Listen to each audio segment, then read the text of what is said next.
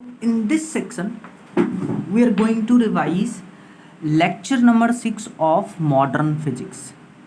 Lecture 6 of modern physics.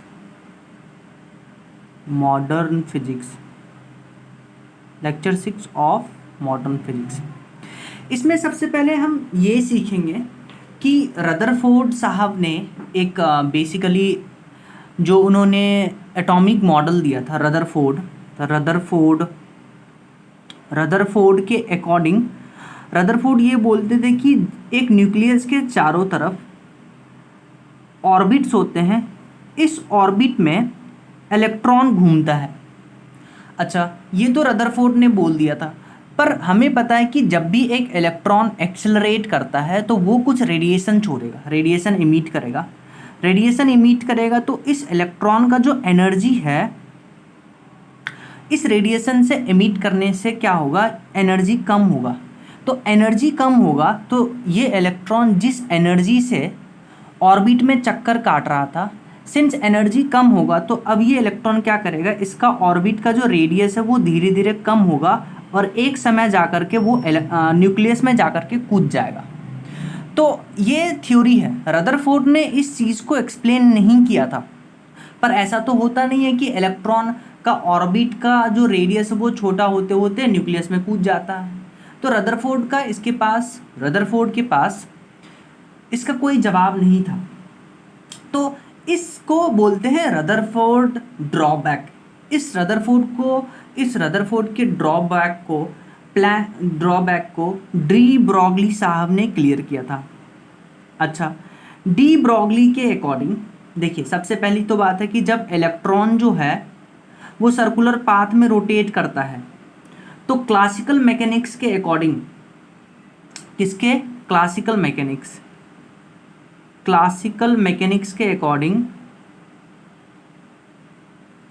Mechanics के according जब भी एक इलेक्ट्रॉन सर्कुलर पाथ में रोटेट करेगा तो वो क्या करता है, एनर्जी रेडिएट करता है, एनर्जी एमिट करता है इलेक्ट्रोमैग्नेटिक वेव्स के फॉर्म में। किसके फॉर्म में, ईएम वेव के फॉर्म्स में। तो क्या होगा, जो इलेक्ट्रॉन का एनर्जी वो डिक्रीज करेगा और फाइनली जो है वो न्यूक्लियस में जाकर के एब्जॉर्ब हो जाएगा, नेगेटिव पॉजिटिव चार्ज अट्रैक्ट हो जाएगा। लेकिन ऐसा नहीं होता है। तो इसको डी ब्रॉगली साहब ने समझाया था कि डी ब्रॉगली ने बोला था कि जब भी एक इलेक्ट्रॉन सर्कल में रोटेट करता है, सर्कुलर पाथ में रोटेट करता है, तो इस इलेक्ट्रॉन के पास मैटर वेव होता है। हमने पढ़ा था कि इलेक्ट्रॉन के पास मैटर वेव होता है, कि हर एक पार्टिकल के पास उसके बाद वेव एसोसिएटेड होता है।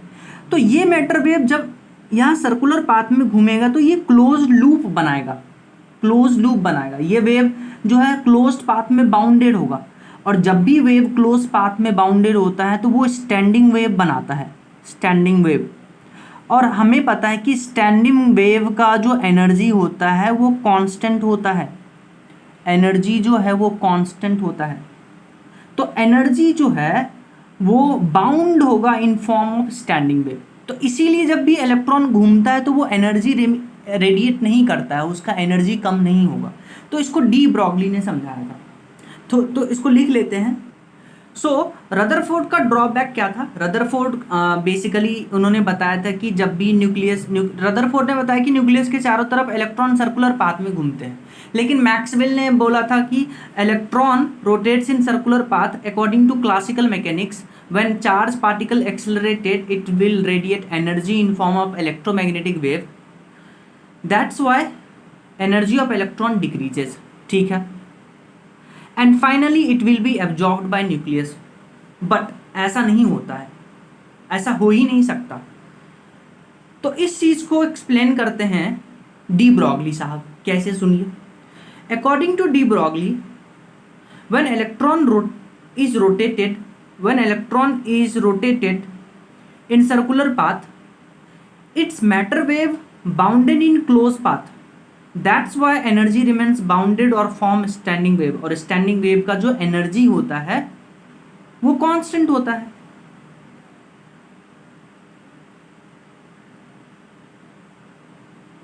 ठीक है, तो ये उनका था। तो ये रदरफोर्ड के ड्रॉबैक को डी ब्रॉगली ने समझाया था। अच्छा, बोहर का क्वांटाइजेशन थ्योरी आपको पता है। बेसिकली बोहर ने क्या किया था, एक न्यूक्लियस के चारों तरफ जितने भी ऑर्बिट होते हैं उसका रेडियस, उस ऑर्बिट में इलेक्ट्रॉन कितने एनर्जी के साथ घूम रहा है वो बताते हैं, कितने वेलोसिटी के साथ घूमता है वो भी बोहर ने बताया था। तो बोहर के कुछ पॉस्टुलेट्स थे, जैसे एक पॉस्टुलेट बोहर का क्या था कि जो MVR है, एंगुलर मोमेंटम, वो h/2 के मल्टीपल में होगा।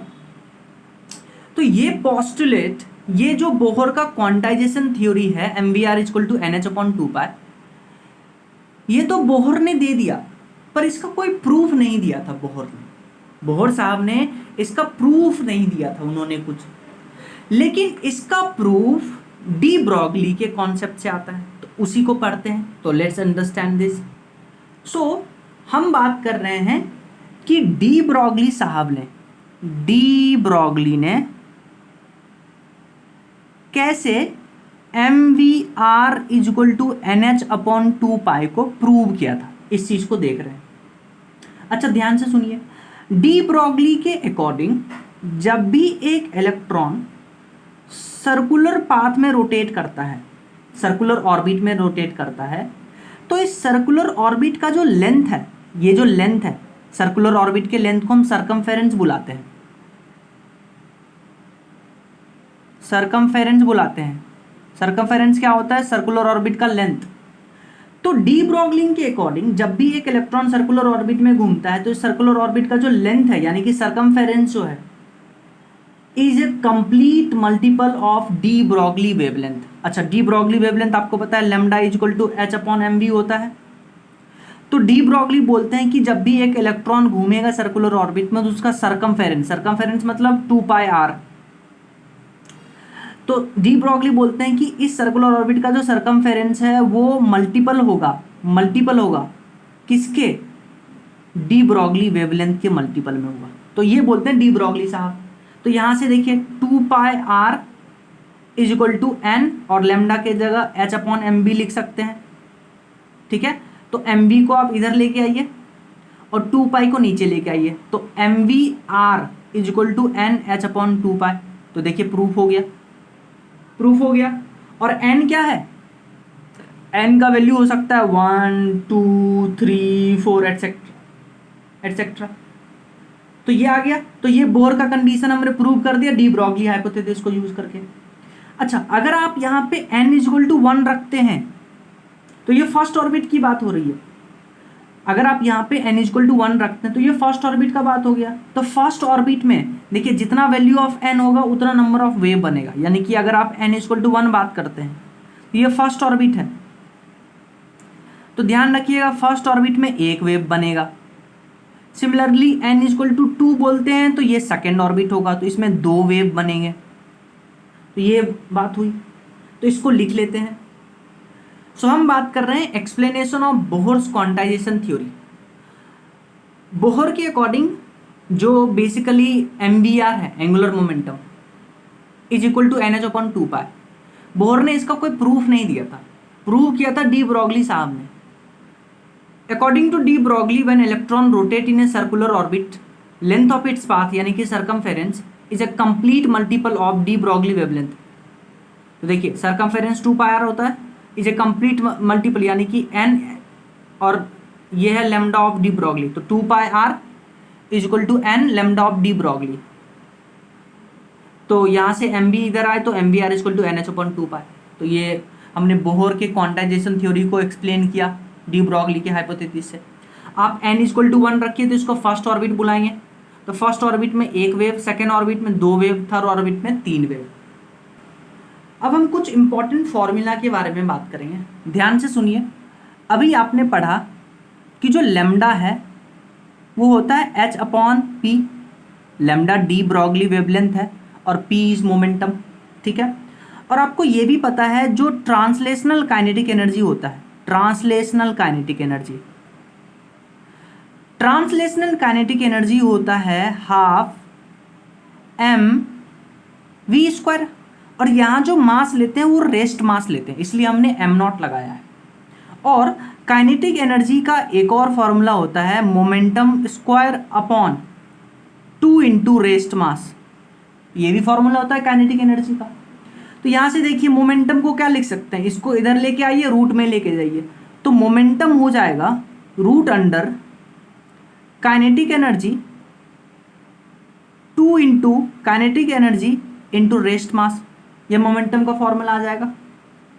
ठीक है, काइनेटिक एनर्जी मतलब ट्रांसलेशनल काइनेटिक एनर्जी। कौन सा kinetic energy? Translational kinetic energy की बात कर रहे हैं। तो यहां से हम लेमडा को लिख सकते हैं, इस P को यहां लेके आइए, इस फॉर्मूला को, तो लेमडा को हम ऐसे लिख सकते हैं H upon root under 2 into rest mass of particle into translational kinetic energy. तो ये लेमडा का एक फॉर्मूला आ गया, तो ध्यान रखिएगा इस फॉर्मूला को। और लेमडा का एक फॉर्मूला होता है H अपॉन मोमेंटम। ठीक है, अच्छा मान लीजिए आपके पास एक चार्ज पार्टिकल है Q। अब क्या करते हैं, आप इस चार्ज पार्टिकल के ऊपर कुछ पोटेंशियल डिफरेंस अप्लाई करते हैं। डेल्टा V हमने अप्लाई किया है, किस पे? इस चार्ज पार्टिकल पे हमने डेल्टा V अप्लाई किया है, यानी कि कुछ पोटेंशियल डिफरेंस अप्लाई किया है। तो जब भी हम एक पोटेंशियल डिफरेंस अप्लाई करते हैं चार्ज पार्टिकल पे, तो चार्ज पार्टिकल पे कुछ वर्क डन होता है, and that work done is given as Q of charge particle into जो हमने पोटेंशियल डिफरेंस अप्लाई किया है। तो work done on a charge particle, जब हम एक चार्ज पार्टिकल पे पोटेंशियल डिफरेंस अप्लाई करते हैं, that work done is equal to Q into delta V। अच्छा ध्यान से सुनिए, वर्क डन जो है वो ट्रांसलेशनल काइनेटिक एनर्जी के बराबर भी तो आता है। तो यहां से देखिए काइनेटिक एनर्जी ट्रांसलेशन का फॉर्मूला आ गया Q इंटू डेल्टा V। अब आप इसको उठा करके यहां रख दीजिए, तो लेमडा का एक और फॉर्मूला आ जाएगा। क्या आएगा formula? Lambda is equal to H upon root under 2 into rest mass into Q into delta V। एक और फॉर्मूला आ गया। तो तीनों फॉर्मूला को हम एक साथ लिखते हैं, तो ध्यान से देखिएगा। लेमडा को लिख सकते हैं हम H अपॉन मोमेंटम, मोमेंटम को लिख सकते हैं रेस्ट मास इंटू वेलोसिटी, और मोमेंटम को हम लिख सकते हैं root under 2 into rest mass into translational kinetic energy. और अगर चार्ज पार्टिकल को हम पोटेंशियल डिफरेंस अप्लाई करते हैं, तो काइनेटिक एनर्जी होता है Q इंटू डेल्टा V, तो 2 into rest mass into Q into delta V। तो ये मेन फॉर्मूला है, 1 2 3 4, यही 4 फॉर्मूला पे most of the question solve होता है। और अब हम क्वेश्चन सॉल्व करेंगे। सो देखिए, लेमडा होता है H upon momentum, translational kinetic energy को लिखते हैं हाफ mv²। याद रखिएगा ये m है रेस्ट मास, और इसको बोलते हैं मोमेंटम अपॉन 2m0। तो यहाँ से मोमेंटम लिख सकते हैं root under 2m into translational kinetic energy, तो मोमेंटम की जगह पर ये डाल दे।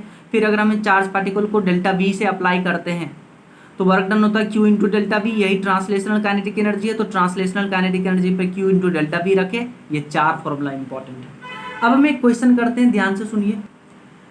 क्वेश्चन पढ़िए, find out ratio of de Broglie wavelength, यानी कि लेमडा का रेशियो बताना है।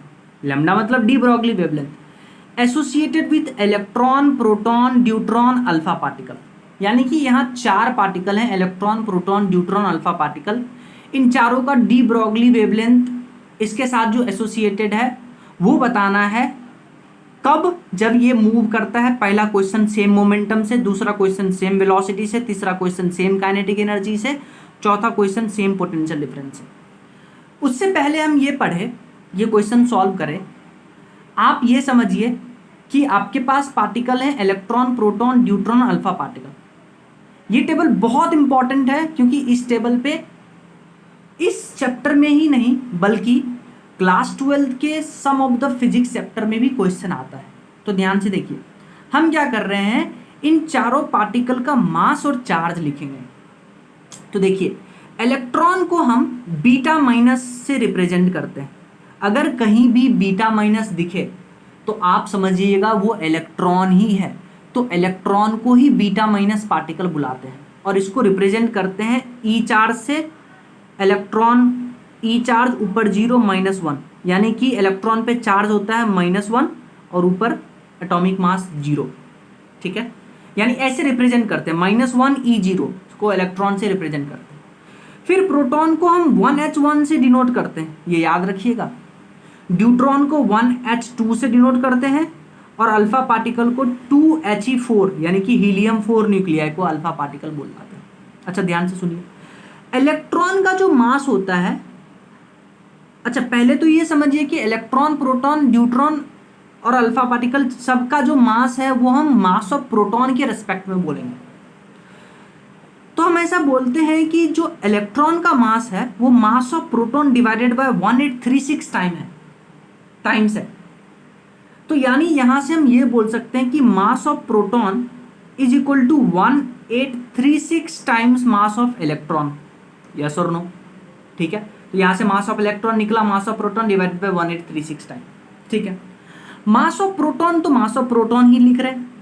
अच्छा, ड्यूट्रॉन का मास होता है 2 टाइम्स मास ऑफ प्रोटॉन, याद रखिएगा। और अल्फा पार्टिकल का मास होता है 4 टाइम्स मास ऑफ प्रोटॉन।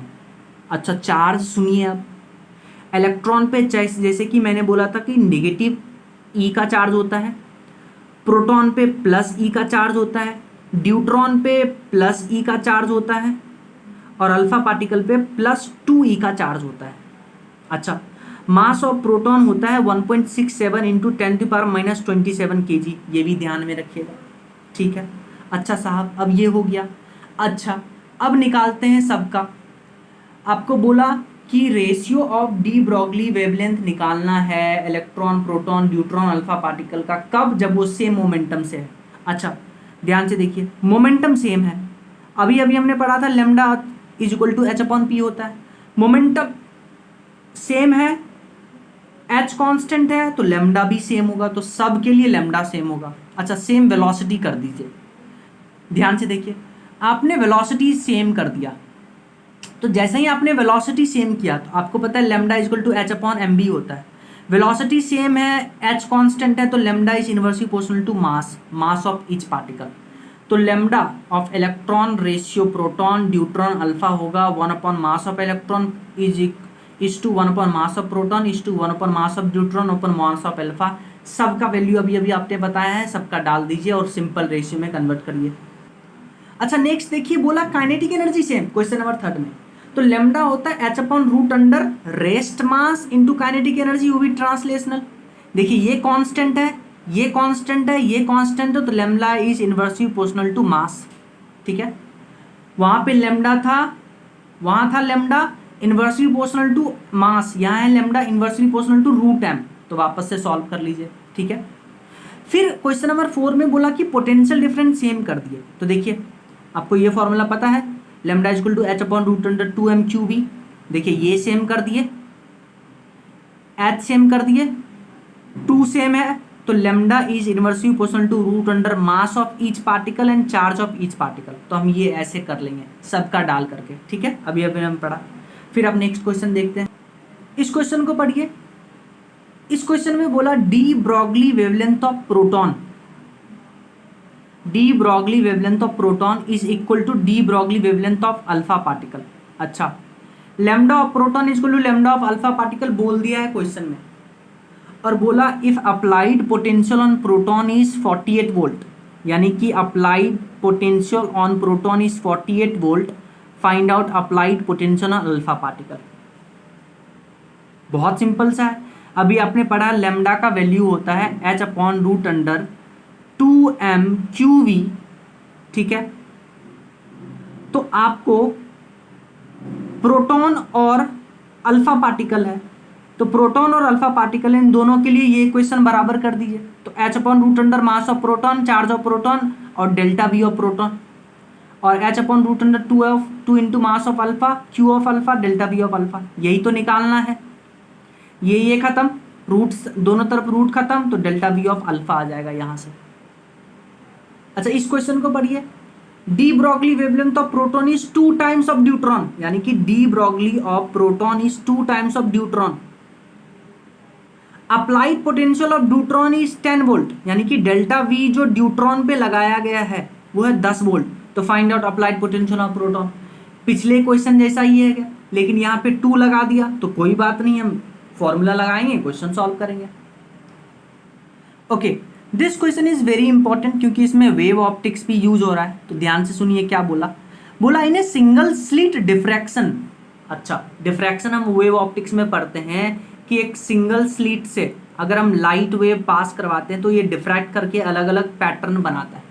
तो वही बोला in a single slit diffraction light source is replaced by electron source. अच्छा, जो लाइट हम यूज कर रहे थे उसके जगह आप इलेक्ट्रॉन यूज कर रहे हैं। तो find out effect on fringe with and angular width. अच्छा, यहाँ पे 2 टर्म आ रहा है, देखिए फ्रिंज विथ और एंगुलर विथ। तो मैं आपको बता दूं जो फ्रिंज विथ होता है डिफ्रैक्शन में उसका फॉर्मूला होता है 2 lambda capital D upon small a, और जो एंगुलर विथ होता है थीटा उसको बोलते हैं 2 लैम्डा अपॉन स्मॉल ए। तो ये याद रखिएगा। तो बोला कि फ्रिंज विथ और एंगुलर विथ में उस पर क्या इफेक्ट पड़ेगा जब आप लाइट सोर्स को रिप्लेस करते हैं इलेक्ट्रॉन सोर्स से। अच्छा, इसमें 2 कंडीशन दिया कि फ्रिंज विथ और एंगुलर विथ पे क्या इफेक्ट पड़ेगा अगर velocity of electron beam becomes double and applied potential on electron beam becomes double. अच्छा, ध्यान से देखिए, जो फ्रिंज विथ है ये तो सेम है। देखिए जो बेसिकली स्लिट है और जो स्क्रीन है उसके बीच का जो कैपिटल डी का डिस्टेंस वो तो सेम ही है, स्लिट का भी साइज सेम है, तो ये सेम हो गया, ये भी कांस्टेंट है। तो फ्रिंज विथ लैम्डा पे डिपेंड कर रहा है और आप इलेक्ट्रॉन सोर्स यूज कर रहे हैं, तो क्यों ना हम डी ब्रॉगली का फॉर्मूला लगा दे। देखिए डी ब्रॉगली में लैम्डा होता था इनवर्सली प्रोपोर्शनल टू वी। आप वेलोसिटी ऑफ बीम को डबल कर रहे हैं तो लैम्डा हाफ हो जाएगा, और देखिए बीटा जो है वो डायरेक्टली प्रोपोर्शनल टू लैम्डा है, यहां से देखिए, और थीटा भी डायरेक्टली प्रोपोर्शनल टू लैम्डा है। तो आप वेलोसिटी डबल कर रहे हैं तो लैम्डा हाफ हो जाएगा, तो बीटा भी तो हाफ हो जाएगा, थीटा भी तो हाफ हो जाएगा क्योंकि डायरेक्टली प्रोपोर्शनल। बात खत्म। फिर आप क्या कर रहे हैं, applied potential and electron beam becomes double, यानी कि डेल्टा V2 जो है वो 2 टाइम्स डेल्टा V1 हो गया। आप डेल्टा V2 का रिलेशन देखिए लैम्डा और डेल्टा V का, तो lambda is inversely proportional to root under delta V। तो आप यहाँ से कैलकुलेट करिएगा, तो देखिए बीटा 2 आ रहा है बीटा 1 डिवाइडेड बाय रूट 2, और थीटा 2 आ रहा है थीटा 1 डिवाइडेड बाय रूट 2। इसका कॉन्सिक्वेंस समझिए, बीटा 2 है 0.70 टाइम्स B1, यानी कि बचा कितना, 70% बचा है फ्रिंज, और खत्म कितना हो गया, 30%। तो ये याद रखिएगा, वेरी इंपॉर्टेंट क्वेश्चन। नेक्स्ट आप ये क्वेश्चन देखिए कि ये बोला कि in a microscope light wave replaced by electron source, same concept पे क्वेश्चन है। Define effect of potential and resolving power. सबसे पहले तो ये सोचिए, जो रिजॉल्विंग पावर है RP वो लैम्डा के इन्वर्सली प्रोपोर्शनल होता है। तो जैसे ही आपने इलेक्ट्रॉन सोर्स यूज किया, तो इलेक्ट्रॉन सोर्स यूज करिएगा आप, तो जो लैम्डा है वो चेंज करेगा, उससे रिजॉल्विंग पावर चेंज होगा। तो देखिए resolving power is inversely proportional to lambda, और lambda is inversely proportional to V, lambda is inversely proportional to momentum, lambda is inversely proportional to kinetic energy, and lambda is inversely proportional to delta V। ये इसके साथ inversely proportional है, लेकिन resolving power lambda से inversely proportional है। तो क्या हम बोल सकते हैं कि resolving power is directly proportional to momentum, directly proportional to velocity, directly proportional to root under kinetic energy, directly proportional to root under V। तो आप किसी में चेंज करिए, आप पोटेंशियल डिफरेंस बढ़ा दीजिए तो रिजॉल्विंग पावर बढ़ जाएगा, आप काइनेटिक एनर्जी बढ़ा दीजिए इलेक्ट्रॉन का, रिजॉल्विंग पावर बढ़ जाएगा। तो डेल्टा V बढ़ा रहे हैं रिजॉल्विंग पावर बढ़ेगा, डेल्टा V कम कर रहे हैं रिजॉल्विंग पावर कम होगा। इस क्वेश्चन को देखिए, this is very important question. बोला क्या कि particle of mass m charge q placed in uniform electric field of magnitude E। तो बोला find out de Broglie wavelength at time t, कब, जब if initial velocity of particle is 0।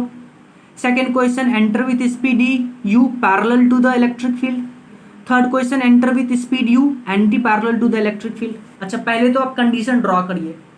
बोला particle of mass m, यानी कि ये particle है, इसका मास m है, इस पर चार्ज q है। Placed in uniform electric field, अच्छा ये देखिए यूनिफॉर्म इलेक्ट्रिक फील्ड है इस डायरेक्शन में, of magnitude E, find out de Broglie wavelength. अच्छा पहले जब इस चार्ज पार्टिकल को यूनिफॉर्म इलेक्ट्रिक फील्ड में रखते हैं, इस पे फोर्स लगेगा Q इंटू ई, और आपको पता है न्यूटन मैकेनिक्स से फोर्स ma के बराबर होता है, तो यहाँ से एक्सेलरेशन आ गया इस चार्ज पार्टिकल का। जब हम इस चार्ज पार्टिकल को इस इलेक्ट्रिक फील्ड में रखेंगे तो इस इलेक्ट्रिक फील्ड के कारण इस चार्ज पार्टिकल पे फोर्स लगेगा, फोर्स लगने के कारण इसमें एक एक्सेलरेशन आएगा, वो होता है QE डिवाइडेड बाय m, जहाँ पे Q है charge on the particle, E है इलेक्ट्रिक फील्ड, m है मास ऑफ पार्टिकल। अच्छा ये कांस्टेंट है क्योंकि इलेक्ट्रिक फील्ड कांस्टेंट है, तो जब भी एक्सेलरेशन कांस्टेंट होता है तो हम इक्वेशन ऑफ मोशन यूज कर सकते हैं। इसको यूज करना स्टार्ट करिए। पहला केस पढ़िए, if initial velocity of particle is zero, देखिए इनिशियल वेलोसिटी जीरो है तो डी ब्रॉगली वेवलेंथ बताना है, तो v equal to u plus a d लगाइए, u जीरो हो गया, v इक्वल टू एक्सेलरेशन होगा QE अपॉन m और टाइम हो गया t, तो यहाँ से वेलोसिटी आ गया QE upon m into t. अच्छा लेमडा होता है डी ब्रॉगली वेवलेंथ का, lambda equal to h upon m v, m को इधर लेके आइए, एम बी की जगह QET रख दीजिए, तो लेमडा आ गया h अपॉन QET, हो गया पहला केस खत्म। दूसरा केस सुनिए, enter with speed u parallel to the electric field. अच्छा इलेक्ट्रिक फील्ड इधर था, चार्ज पार्टिकल को हमने इधर ही u वेलोसिटी से फेंक दिया, तो अब देखिए इसके पास इनिशियल वेलोसिटी है तो v equal to u plus a t लगाएंगे, इनिशियल वेलोसिटी u था, acceleration QU upon m into t, lambda होता है h अपॉन एम बी, तो v के जगह पे हम ये रख दिए तो हमारा आंसर आ गया। फिर आप ये सुनिए, थर्ड सुनिए, enter with speed u anti parallel to the electric field, यानी कि इलेक्ट्रिक फील्ड इधर है, चार्ज पार्टिकल को हम इधर फेंक रहे हैं, तो चार्ज पार्टिकल पे जो फोर्स लगेगा that is QE, acceleration force इधर लगेगा, एक्सेलरेशन इधर लगेगा, क्योंकि इलेक्ट्रिक फील्ड इधर है, जिधर इलेक्ट्रिक फील्ड उधर फोर्स लगेगा, उधर एक्सेलरेशन लगेगा, लेकिन पार्टिकल जा रहा है उसके ऑपोजिट में, तो देखिए एक्सेलरेशन इधर है, वेलोसिटी इधर है, तो स्पीड डिक्रीज करेगा, तो v equal to u plus a t के जगह हम लिखेंगे v equal to u minus a t, a के जगह QE अपॉन m इंटू टी, तो वापस से lambda equal to h upon M V में v के जगह ये रख देंगे, तो हमारा आंसर आ गया। Very important question, again very important question पढ़िए, बोला particle of mass m charge q enter perpendicular in a magnetic field of magnitude b and rotate in a circular path of radius r, find out de Broglie wavelength associated with moving particle. बोला कि एक charge particle है जिसपे charge q है, मास m है, ये देखिए perpendicular magnetic field में एंटर करता है, देखिए ये क्रॉस है, मैग्नेटिक फील्ड को डिनोट कर रहा है, अंदर जा रहा है प्लेन के, तो चार्ज पार्टिकल ऐसे इसमें एंटर किया, तो आपको पता है मैग्नेटिक फील्ड अंदर है, चार्ज पार्टिकल इधर है, तो इस पर फोर्स ऐसे लगेगा, तो ये चार्ज पार्टिकल सर्कल में घूमेगा।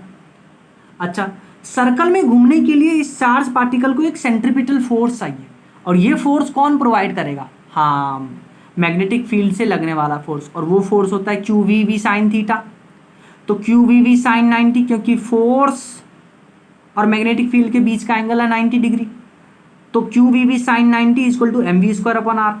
तो यहाँ से देखिए MV किसके बराबर आ गया? QBR, क्योंकि एक V से एक V खत्म हो गया, तो लेमडा होता है h अपॉन MV, MV के जगह पे रख दीजिए तो h अपॉन QBR। बहुत सिंपल सा क्वेश्चन, बस